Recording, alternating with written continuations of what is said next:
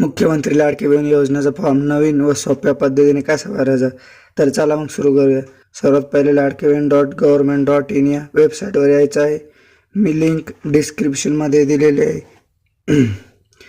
नंतर अर्जदार log इनवर click करून जर तुमचं पहिलं खातं तयार असेल तर लॉग इन करायचं आहे, नाहीतर क्रिएट अकाउंटवर क्लिक करायचं आहे आणि नंतर तुमच्या पुढे असे पेज ओपन होईल। पहिले तुमच्या आधार कार्डवर जसं नाव आहे तसं टाकून घ्यायचं आहे, त्यानंतर मोबाईल नंबर टाकून घ्यायचा आहे आणि एक पासवर्ड तुमच्या मनाने तयार करायचा आहे। जिल्हा कोणता ते सिलेक्ट करायचं आहे, तालुका सिलेक्ट करायचा आहे, तुमचं गाव निवडायचं आहे। त्यानंतर जर तुमचं म्युनिसिपल कॉर्पोरेशन असेल तर सिलेक्ट करायचं आहे, नाही तर नाही करा। नंतर सामान्य महिला असं निवडायचं आहे आणि खाली त्या बॉक्सवर क्लिक करून तो कॅप्चा भरून साइन अपवर क्लिक करायचा आहे। त्यानंतर तुमच्या मोबाईल नंबरवर एक OTP येईल, तो टाकून कॅप्चा टाकून व्हेरीफाय OTPवर क्लिक करायचा आहे। त्यानंतर नवीन पेज ओपन होईल, तेथे तुमचा मोबाईल नंबर आणि तुम्ही तयार केलेला पासवर्ड टाकून कॅप्चा टाकून लॉग इन करायचा आहे। लॉग इन नंतर 3 रेषावर क्लिक करून 1 नंबरचा ऑप्शन म्हणजेच लाडकी बहीण योजना फॉर्म निवडायचा आहे। त्यानंतर ज्या महिलेचा अर्ज करायचा आहे तिचा आधार नंबर टाकायचा आहे आणि कॅप्चा टाकून व्हॅलिडेट आधार नंबर वर क्लिक करायचं आहे।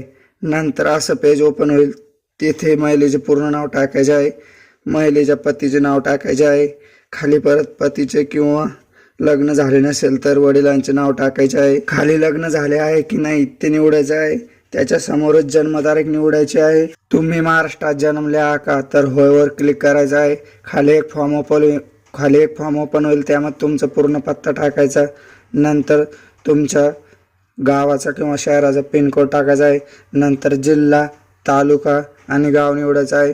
म्युनिसिपल कॉर्पोरेशन कोणतं आहे ते निवडायचं आहे, तुमचा मतदारसंघ कोणता निवडायचा आहे आणि खाली मोबाईल नंबर टाकून तुम्ही याआधी सरकारी योजनेचा लाभ घेतला आहे का, असेल तर हो किंवा नाही निवडायचं। खाली तुमच्या बँकेचे डिटेल्स द्यायचे आहे, बँकेचे पूर्ण नाव टाकायचे आहे, खातेदाराचे पूर्ण नाव टाकायचे आहे, अकाउंट नंबर टाकायचा आहे। तुमचं बँक अकाउंट जर आधार सोबत लिंक नसेल तर लिंक करून घ्या आणि असेल तर होय निवडायचं आहे। आता खाली तुम्हाला डॉक्युमेंटचे फोटो अपलोड करायचे आहे।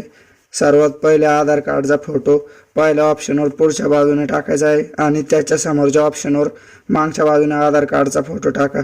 त्याच्या खाली डोमासाईल, जन्म प्रमाणपत्र, शाळा सोडल्याचा दाखला, रेशन कार्ड किंवा मतदान कार्ड यापैकी एकाचा फोटो अपलोड करायचा आहे। तुमच्याकडे केसरी किंवा पिवळं रेशन कार्ड आहे का, असेल तर हो, नसेल तर नाहीवर क्लिक करायचं। नंतर तुमचा स्वतःचा फोटो टाकायचा आहे आणि हमी प्रमाणपत्राचा फोटो टाकायचा आहे। हमी प्रमाणपत्र मी डिस्क्रिप्शनमध्ये दिले आहे, त्याची प्रिंट काढून ठेवा, त्यावर टिक मार्क करून ठेवा आणि फोटो काढून अपलोड करायचा। त्यानंतर सबमिटवर क्लिक करून तुमचा फॉर्म सबमिट होईल। तर व्हिडिओ कसा वाटला, काही समजलं नसेल तर कमेंट करा। धन्यवाद, भेटूया पुढील व्हिडिओमध्ये।